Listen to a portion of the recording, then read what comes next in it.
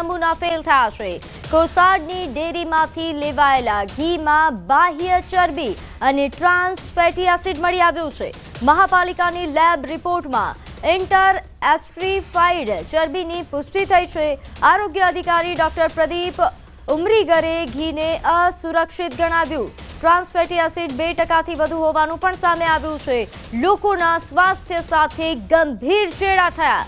Food and safety standard act 2006નું ઉલ્લંઘન સામે આવ્યું। શ્રી મહાદેવા અને ન્યૂ આદિનાથ ડેરી પ્રોડક્ટના નમૂનાઓ પણ ફેલ થયા છે।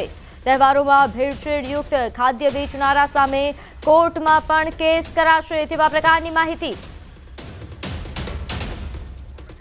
તો સુરતમાં ભેળસેળિયાઓ જે બેફામ બન્યા છે તે પહેલા આરોગ્ય વિભાગ દ્વારા જે તપાસ હાથ ધરવામાં આવી હતી। તહેવાર પહેલા આ પ્રકારના ભેળસેળિયાઓ કોઈ પણ પ્રકારની ભેળસેળ ન કરે તેના માટે જે સેમ્પલ લેવાયા હતા એ સેમ્પલમાં આ મોટો ખુલાસો થઈ રહ્યો છે। કોસાડની ડેરીમાંથી લેવાયેલા ઘીમાં બાહ્ય ચરબી અને ટ્રાન્સ ફેટી એસિડ મળી આવ્યું છે જે સ્વાસ્થ્ય માટે ખૂબ જ હાનિકારક છે।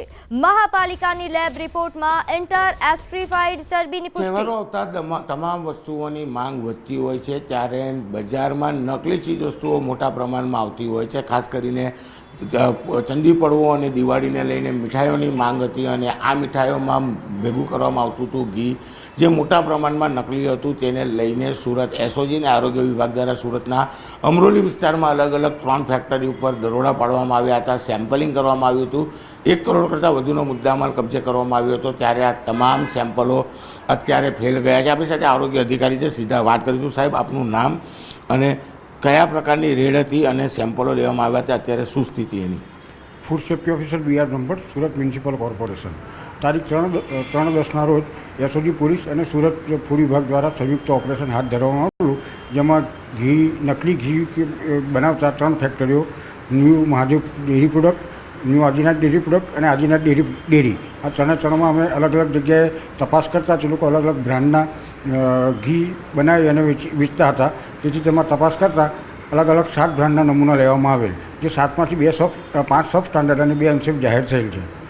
સાહેબ, આજે થયા છે, હવે કયા પ્રકારની કાર્યવાહી અને આવું ઘી ખાવાથી શરીરને શું નુકસાન?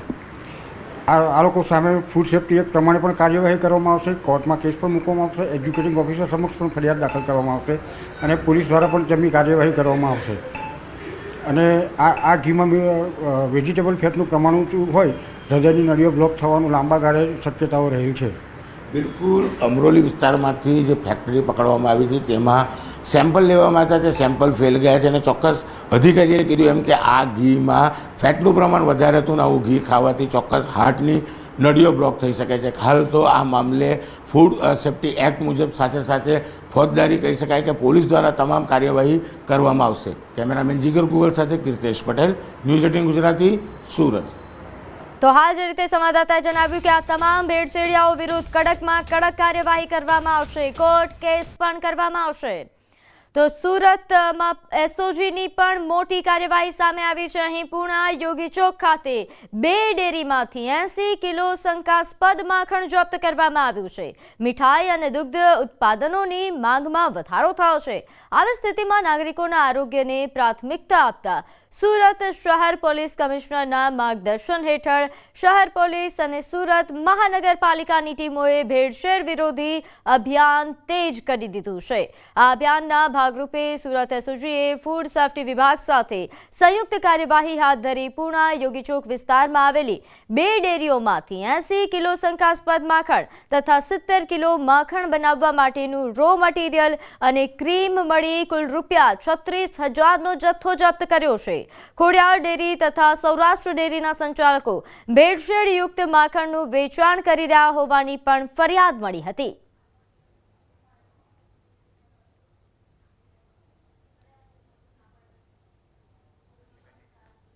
તો દિવાળીને લઈને સુરત આરોગ્ય વિભાગ દ્વારા ચેકિંગ હાથ ધરાયું છે। સુરતના અલગ અલગ 9 ઝોનમાં આરોગ્ય વિભાગ દ્વારા મીઠાઈઓના સેમ્પલ લેવામાં આવ્યા, જેમાં ખાસ જો વાત કરવામાં આવે મીઠાઈમાં મોટા પ્રમાણમાં મિલાવટની ફરિયાદને લઈને આરોગ્ય વિભાગે આ ચેકિંગ શરૂ કર્યું છે। સેમ્પલ લઈને પબ્લિક લેબોરેટરી ખાતે તપાસ માટે મોકલાશે અને તે બાદ રિપોર્ટ આવ્યા બાદ કાર્યવાહી થશે। તો આ તરફ દિવાળીના તહેવારને ધ્યાનમાં લઈને અમદાવાદ શહેરમાં પણ ફૂડ વિભાગે ચેકિંગ અભિયાન શરૂ કર્યું છે. શહેરની જાણીતી સ્વીટ માર્ટ દુકાનોમાં તપાસ હાથ ધરાઈ, જેમાં કાજુ કતરી સહિત વિવિધ મીઠાઈઓ અને ફરસાણના નમૂનાઓ લેવામાં આવ્યા. તમામ નમૂનાઓ લેબમાં તપાસ માટે મોકલવામાં આવશે. અલગ અલગ ઝોનમાં ટીમો બનાવીને સમગ્ર શહેરમાં ચેકિંગ ચાલી રહ્યું છે. છેલ્લા 2 દિવસમાં અંદાજિત 150 ખાદ્ય સામગ્રીના સેમ્પલ લેવામાં આવ્યા છે.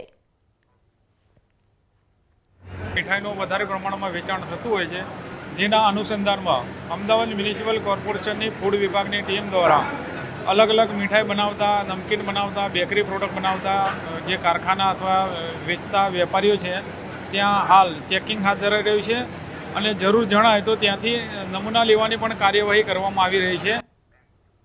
હવે વાત વડોદરામાં ડભોઈ સિદ્ધપુરના 2 બાળકોની તબિયત લથડવા મામલે. કપ સિરપ પીધા બાદ તબિયત લથડી હતી. ઘટના બાદ સિરપ આપનાર તબીબ સામે ફરિયાદ નોંધાઈ છે. બાળકોને સિરપ આપનાર તબીબ જોલા છાપ નીકળ્યો. સિદ્ધપુર ગામે રહેતો તબીબ ધરમપુરી ગામે ગેરકાયદેસર ક્લિનિક ચલાવતો હતો.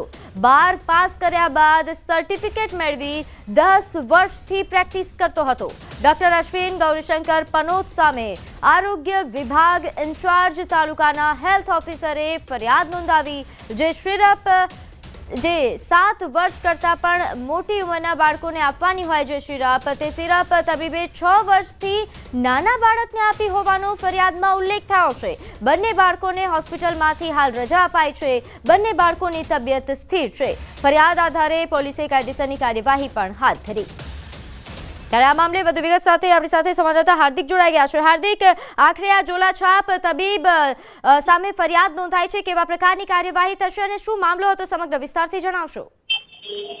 બિલકુલ બીજો આ સિરપ લીધા બાદ જે બાળકોની તબિયત લથડી હતી, ત્યારબાદથી આ મામલાએ સમગ્ર રાજ્યમાં ચકચાર જગાવી હતી.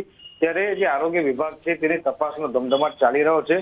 મહત્વની વાત છે કે આજે તબીબ છે તે જોલાછાપ હોવાનું સામે આવ્યું છે, કારણ કે તેને 12મું ધોરણ પાસ કર્યા બાદ CMS ની ડિગ્રી મેળવી હતી અને ત્યારબાદથી તે એક તબીબ તરીકે પ્રેક્ટિસ કરતો હતો.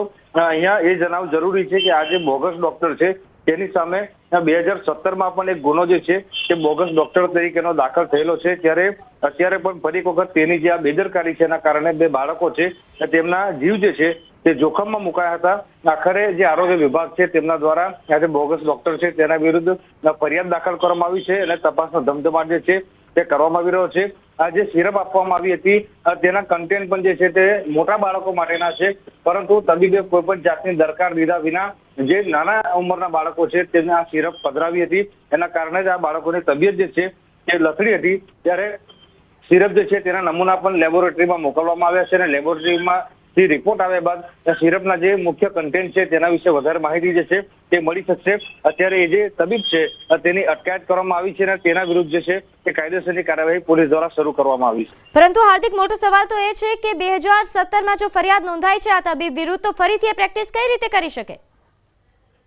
બિલકુલ, જયારે 2017માં ફરિયાદ દાખલ થઈ હતી ત્યારે આ જે તબીબ છે તેની સામે ધરપકડના જે છે કાર્યવાહી કરવામાં આવી હતી.